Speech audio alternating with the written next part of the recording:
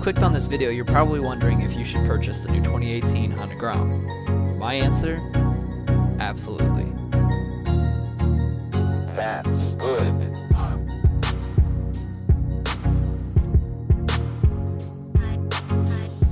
I figured that the best way to do this is to start with the big obvious things and then work my way down to the things that you wouldn't necessarily think of right off the bat.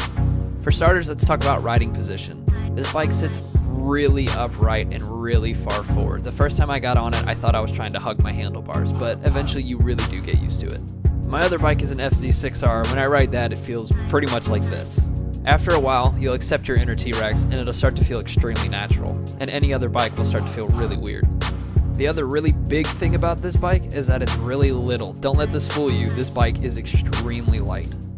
The stock exhaust on this bike is actually pretty quiet, and that's thanks to this cat that's about the size of a freaking dinner plate.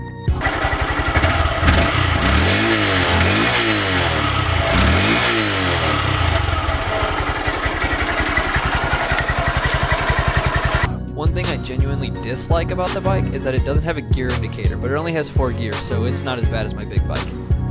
The new Groms have this sort of light bar headlight, and when you turn the brights on, you can see everything. This headlight is insanely bright.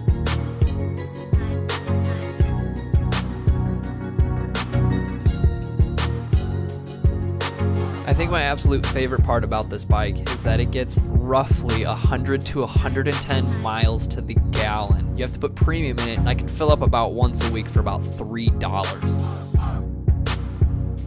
A great thing about these bikes is that the parts for these are a dime a dozen. If you don't like something, it usually takes about 2 seconds to pop the thing off and replace it with something more personal to you. Don't like these blinkers? Remove them. It takes 2 seconds.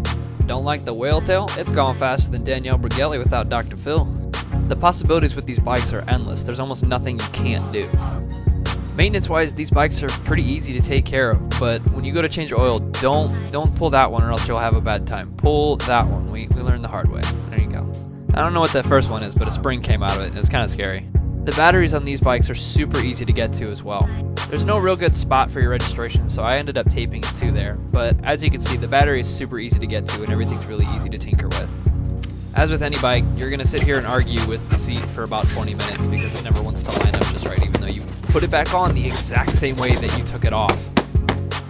It's a small detail, but when it comes time to work on the chain, they painted the Masterlink pink so it's nice and easy to find. With it being such a little bike, you would think that having a passenger on it would be really difficult, but I've honestly found it easier to take my girlfriend out on this than my big bike.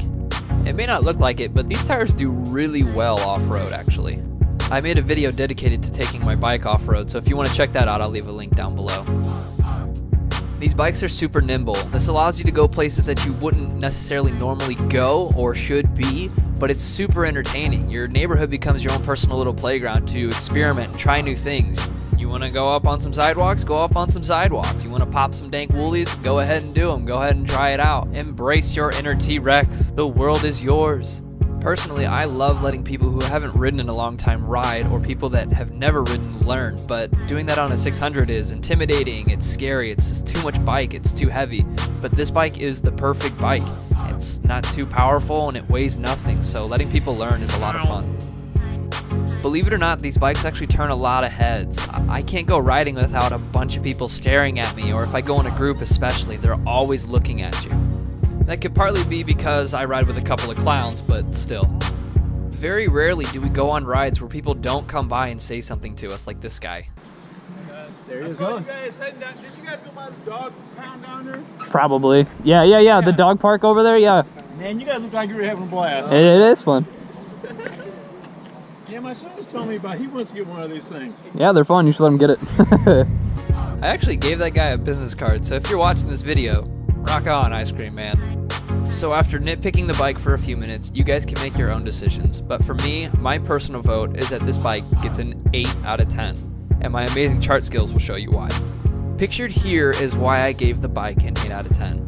For speed, I gave it a 5 out of 10. I'm 155 to 160 pounds, depending on if I'm going to the gym or not. And my top speed is about 55 to 56 miles an hour. The fastest I've ever gone on the bike is about 64, 65, and I was downhill, wind at my back, and I felt like a superhero. Next is comfort. Getting used to the T-Rex form takes a while, but once you get used to it, it's actually not too bad. The only reason I gave it an 8 out of 10 is that the seat isn't the softest. After riding for about an hour and a half to 2 hours, you're definitely ready to get off. Next is mobility. This is undoubtedly a 10 out of 10. You can go anywhere on this bike. It's so easy to back up, to go up hills, to go off-roading, to go anywhere you want to go. It is extremely easy. Next is cost. I gave this an 8 out of 10 because you can usually walk out of the dealership paying about $3 grand, maybe a little more, maybe a little less, depending on how much you can sweet talk it. That being said, that's a lot of money for a motorcycle that can only do 55 miles an hour. But then again, it gets 110 to the gallon, so you're saving money that way. It's kind of up in the air, so that's why I gave it an 8. Next is fun. I've never had more fun riding a motorcycle than this thing. My FC6R is fun. Yeah, it's quick, it's fast, it's exciting when you can go that fast, get your blood running, but the most fun I've ever had is riding around with a bunch of other mini bikers. We're all just putzing around on these mini bikes, doing wheelies and unsuspecting parking lots and all kinds of stuff like that. It's great. It's so much fun. It turns a lot of heads. It's great. 8 out of 10. Definitely do recommend this bike. Thank you guys for watching.